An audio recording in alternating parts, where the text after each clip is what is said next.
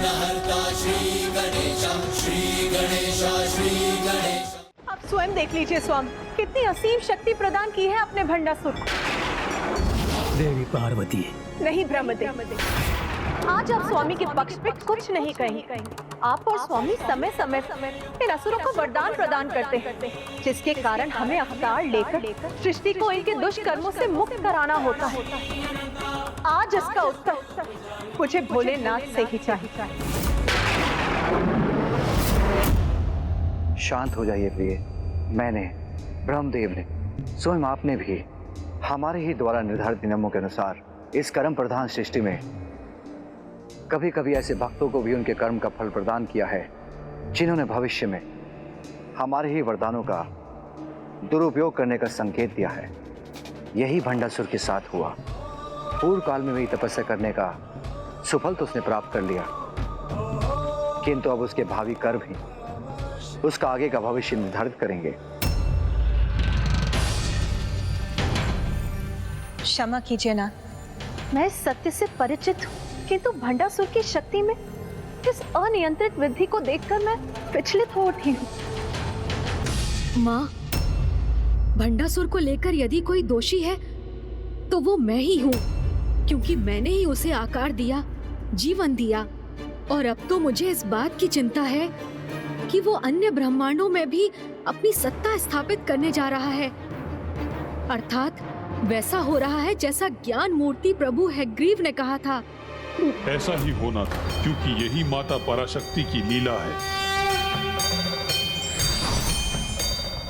प्रणाम ज्ञान मूर्ति प्रभु हैग्रीव। माता की लीला के अनुसार भंडासुर की शक्ति में वृद्धि होने से उसे कोई नहीं रोक सकता। माता पराशक्ति?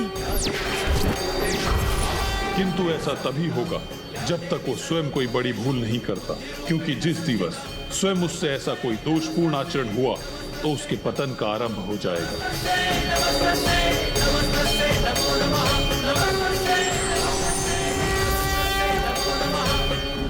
प्रभु, अब हमें आज्ञा दीजिए।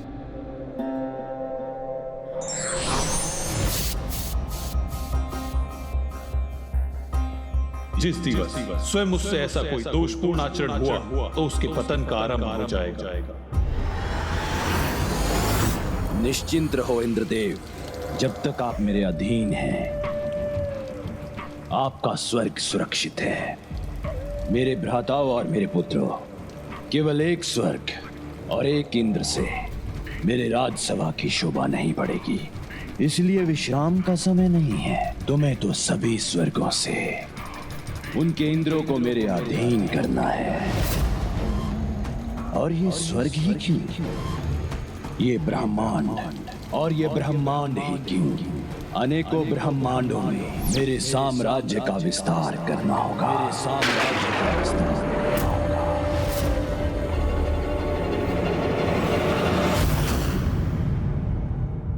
ब्रह्मांडों पर विजय प्राप्ति हेतु हमारी पताका के साथ 2 भयंकर दैत्य को भेजो, जो भी उसे रोककर हमारी अधीनता अस्वीकार करे उसे धूल दूसरित कर दो।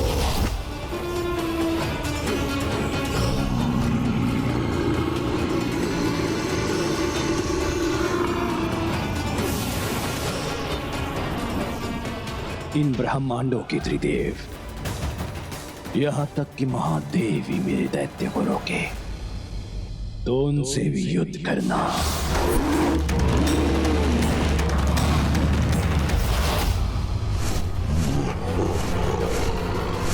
सभी ब्रह्मांडों के त्रिदेवों का सम्मान करते हैं हम, किंतु महान असुर महानायक भंडासुर के आदेशानुसार ये घोषणा करते हैं कि कोई हमारे इन दैत्यों को रोकने का दुस्साहस ना करे, अन्यथा हमसे युद्ध करना होगा। किंतु ज्ञात रहे, जिन्हें भी हमारी अधीनता स्वीकार है वो अपने अपने ब्रह्मांडों के इंद्रदेव को असुर महानायक भंडासुर जी के समक्ष प्रस्तुत होने के लिए भेज दे।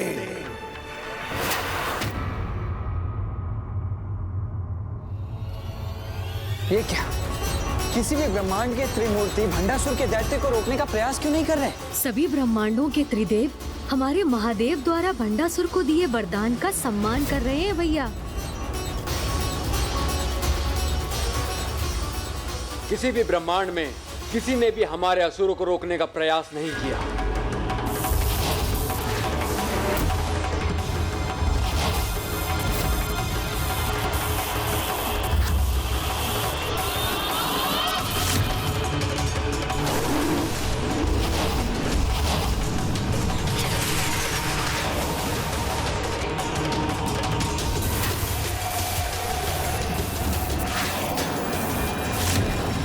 किंतु प्रभु, इस प्रकार तो भंडासुर बिना किसी विरोध का सामना किए एक के बाद एक ब्रह्मांड पर अपना आधिपत्य स्थापित करता चला जाएगा।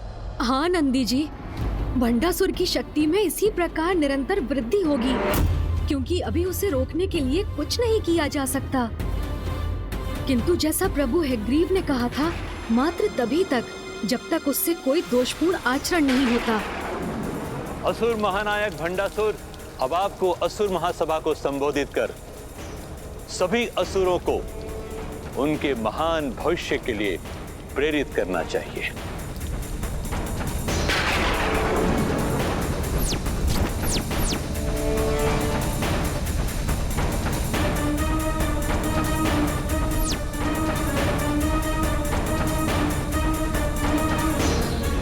रुकिए, ये पालकी आप नहीं, हमारे विशेष अतिथिगण उठाएंगे।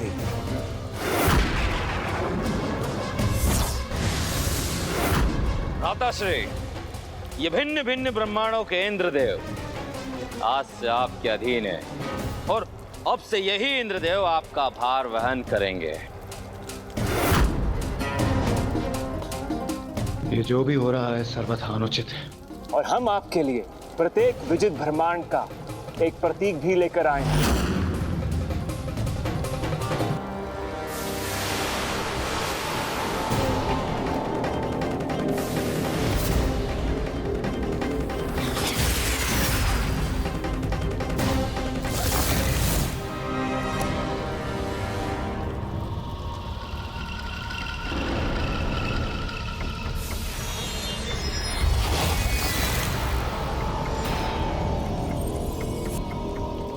अपनी संपूर्ण प्रजा की महासभा को संबोधित करने के पूर्व ये उपहार प्राप्त करना अत्यंत शुभ है। असुर महानायक,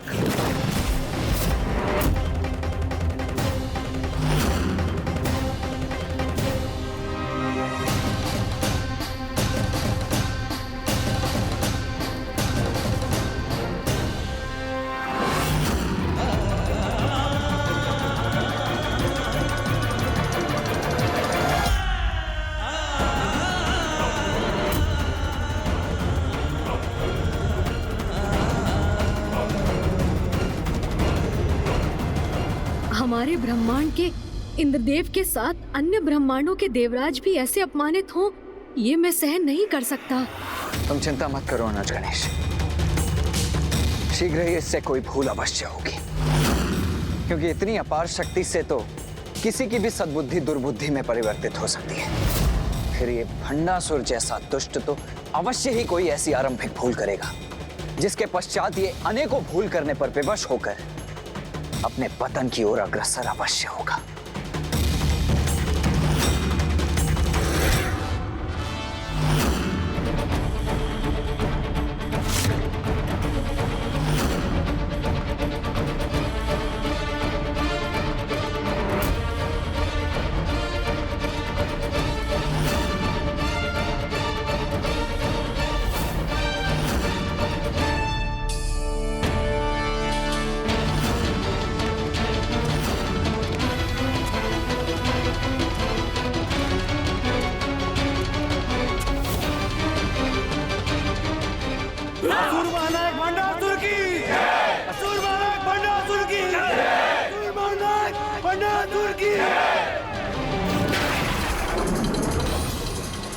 मेरे असुरों, दैत्यों, दानवों और राक्षसों, आपके इस नवीन महानायक की सत्ता के साथ हम असुरों की विजय के नवीन युग का आरंभ हो गया है।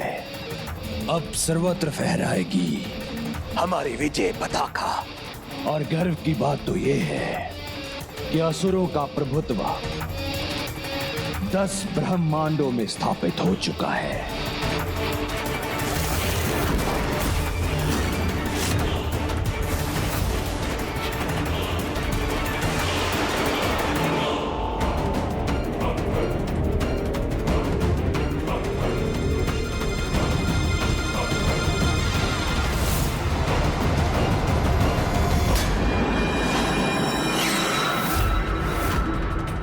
असुर महानायक भंडासुर जी की, असुर महानायक भंडासुर जी की, असुर महानायक भंडासुर जी की। ये तो मात्र अभी एक आरंभ है। अपने पुत्रों और अपने भ्राताओं के साथ सभी शेष ब्रह्मांडों पर विजय प्राप्त करूंगा मैं। इसलिए आप सभी तो बस धन, काम, क्रीड़ा और मदिरा का आनंद लीजिए, क्योंकि मेरे राज्य में किसी पर कोई बंधन नहीं। पूजा पाठ व्यर्थ है, त्यागिए इसे। धर्म एक बेड़ी है, छिन्न भिन्न कर दीजिए इसे और आनंद में मग्न हो जाइए।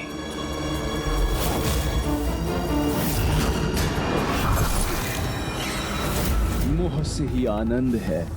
जिस पर भी मोहित हो जाओ, उस पर अपना अधिकार स्थापित करो। लोभ करो और अधिकतम एकत्रित करते जाओ। ईर्ष्या से मिलती है सत्ता। सबसे अधिक तुम्हें ही प्राप्त होना चाहिए। काम रहित सब अधूरा है। जिसके साथ इच्छा हो उसके साथ ही काम का संबंध स्थापित करो। मेरे साम्राज्य में जो इच्छा हो वही करो। सब चलता है।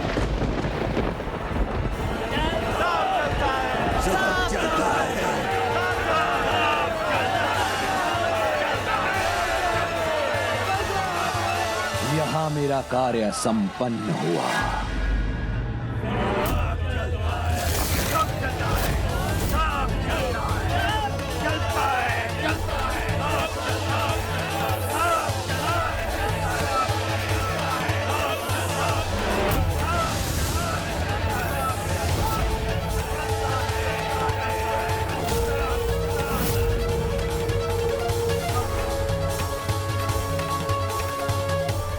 क्या यही इस भंडासुर के अंत का आरंभ नहीं?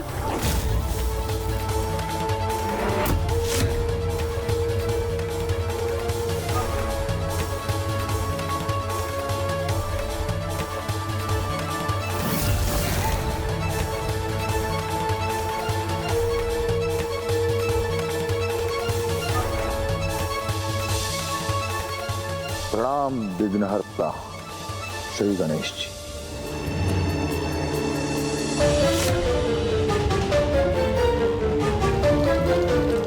बाहर और भीतर के नियम पृथक हैं। यहाँ हमारी इच्छा अनुसार नहीं, जो होगा धर्म अनुसार होगा। वहां बाहर अपनी प्रजा को सब कुछ चलता है कि सीख देकर आया है, और यहाँ भीतर उसके विपरीत आचरण कर रहा है ये दुष्ट। यहाँ कोई भी दोषपूर्ण व्यवहार, अधर्म, पाप कदापि स्वीकार नहीं करूंगा मैं। और मेरे भवन में निरंतर अनुष्ठान का होना अनिवार्य है।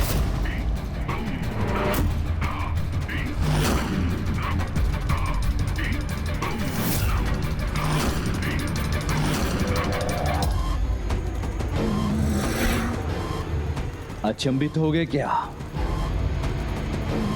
किंतु सत्य तो यही है, धर्म, पूजा पाठ बेड़ियां नहीं, वो पुष्प हैं जो आपके भविष्य का मार्ग सुगम बनाते हैं। आज से हर दिवस 24 घंटे 1,00,000 कुंडीय यज्ञ होगा।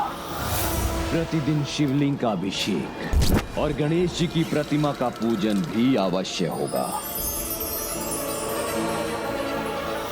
और पूजा पाठ ही पर्याप्त नहीं, उनका उचित फल तो तभी प्राप्त होगा यदि उनके साथ सभी 16 संस्कारों का भी पालन होगा। बाहर सब चलता है और घर के भीतर इतनी धर्मपरायणता। हाँ भैया, जिससे बाहर आसुरी प्रवृत्ति का विस्तार हो, विनाश हो, और यहाँ भीतर ये दुष्ट असुर परिवार और भी सुरक्षित और शक्तिशाली बनकर अपने कुटिल प्रयोजन को आगे ले जा सके। प्रथम संस्कार, गृह में सदा तांबुल अथवा पान का सेवन हो, और विशेषकर गृह की स्त्रियां ऐसा अवश्य करें, क्योंकि तांबूल के प्रयोग से गृह में सदा श्री और सौभाग्य का वास होता है। और दूसरा संस्कार, शौच के उपरांत चरण धोए बिना कोई भी गृह में प्रवेश या पूजा पाठ नहीं करेगा, क्योंकि शौच के उपरांत चरण न धोने से कलयुग का प्रभाव होने पर दुर्दिन का आरंभ होता है। तीसरा संस्कार, गीले चरण लेकर कभी निंद्रा हेतु शैया पर नहीं जाना, क्योंकि इससे कुविचारों को प्रोत्साहन और दरिद्रता को आमंत्रण प्राप्त होता है। और चौथा संस्कार, निर्जन स्थान पर कभी अकेले निंद्रा नहीं करना। इस संस्कार के पालन से शत्रुघात का भय क्षीण होता है। और पांचवा संस्कार, गृह में सेवक, प्रहरी अथवा छात्र को आवश्यकता से अधिक निद्रा लेने की छूट नहीं होगी, क्योंकि प्रहरी और सेवक निद्रा में रत रहेंगे तो गृह की सुरक्षा क्षीण होगी, कार्य पूर्ण नहीं होंगे। और छात्र अधिक समय निद्रा का सेवन करेंगे तो विद्या अर्जित नहीं कर सकेंगे। और छठा संस्कार, पूर्ण रूप से अंधकारमय कक्ष में कभी निद्रा नहीं करना, क्योंकि ऐसा करने से अंधकारी शक्तियां का प्रभाव नहीं होता। और सातवां संस्कार, कभी भी शमशान भूमि में निद्रा नहीं करना, क्योंकि शमशान में निद्रा करने से व्यक्ति स्वयं को नकारात्मक ऊर्जाओं से प्रभावित होने का अवसर प्रदान करता है। आठवां संस्कार, अपनी शैया पर कभी भोजन नहीं करना, क्योंकि ऐसा करने से अस्वस्थता एवं मृत्यु का योग बनता है। नौवां संस्कार, कभी निर्वस्त्र निद्रा नहीं करना, क्योंकि निर्वस्त्र निद्रा करना महादेव का अपमान है। 10वां संस्कार, भोजन के उपरांत अपना मुख स्वच्छ करना आवश्यक है। ऐसा करने से अस्वस्थता उत्पन्न करने वाले कीटाणु और जीवाणु शरीर में प्रवेश नहीं कर पाते। और 11वां संस्कार, उत्तर दिशा में शीश कर कभी निद्रा नहीं करना, क्योंकि ऐसा करने से चरण दक्षिण दिशा में हो जाते हैं। जो दक्षिण में वास करने वाले हमारे पूर्वजों एवं काल भैरव जी का अपमान है। जिनके कोप का परिणाम मृत्यु नहीं हुआ तो मानसिक संतुलन खोना तो अवश्य होता है। और 12वां संस्कार, अपना शीश कभी भी पश्चिम दिशा में रखकर निद्रा नहीं करना, क्योंकि पश्चिम दिशा में शीश रखकर निद्रा करने से चिंताओं में वृद्धि होती है। और 13वां संस्कार, छात्र पूर्व दिशा में ही शीश रखकर निद्रा करें, क्योंकि पूर्व में शीश रखकर निद्रा करने वालों को ज्ञान और विद्या सहज प्राप्त हो जाते हैं। और 14वां संस्कार, छात्रों के अतिरिक्त अन्य सभी दक्षिण में ही शीश रखकर निद्रा करें, क्योंकि दक्षिण में शीश कर निद्रा करने वालों को धन, विद्या, यश, स्वास्थ्य, दीर्घायु सभी प्राप्त हो जाते हैं। 15वां संस्कार, निद्रा करते समय कम से कम 1 प्रहर सर्वप्रथम दाहिनी ओर मुख कर निद्रा अवश्य करें, क्योंकि ऐसा करने से गहरी निद्रा का सुख प्राप्त होता है और गहरी निद्रा प्राप्त करने वाला सदा सुखी रहता है। और अब 16वां संस्कार, सभी को ही ब्रह्म मुहूर्त में ही जागृत होना होगा, क्योंकि ब्रह्म मुहूर्त में प्राण वायु का प्रवाह होता है। इसीलिए ब्रह्म मुहूर्त में जागृत होने से व्यक्ति निरोगी और दीर्घायु बनता है। ये सभी 16 संस्कार यज्ञ और वेद पाठ हमें प्रतिदिन पूर्ण करने होंगे।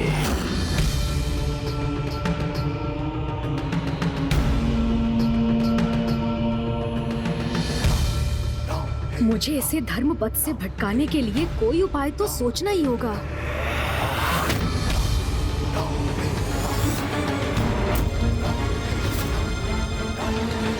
ये आसुरी प्रवृत्ति और साम्राज्य का विस्तार मुझे कदापि स्वीकार नहीं। मैं भंडासुर को एक के बाद एक अनेकों ब्रह्मांडों पर विजय कदापि प्राप्त नहीं करने दूंगा।